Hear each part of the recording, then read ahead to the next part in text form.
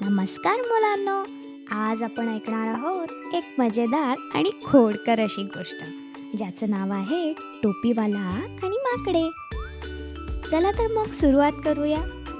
एकदा काय झालं, एका टोप्या विकणारा माणूस गरम उन्हात जंगलातून चालत होता.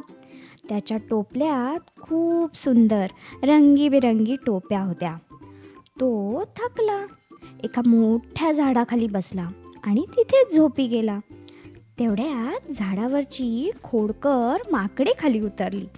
त्यांनी टोप्या पाहिल्या आणि म्हणाली, "वा, किती सुंदर टोप्या!" आणि सगळ्या टोप्या घेऊन झाडावर पळाली. थोड्या वेळाने टोपीवाल्याला जाग आली. त्याने वर पाहिले आणि थक्क झाला. सगळ्या माकड्यांनी त्याच्या टोप्या घातल्या होत्या. तो ओरडला, "माझ्या टोप्या खाली फेका, माझ्या टोप्या खाली फेका." पण माकडे त्याची नक्कल करू लागली. तो हात वर करतो तर माकडेही करतात. तो टाळ्या वाजवतो, माकडेही टाळ्या वाजवतात. तेव्हा त्याच्या डोक्यात एक कल्पना चमकली. त्याने आपली टोपी काढली आणि जोरात जमिनीवर फेकली.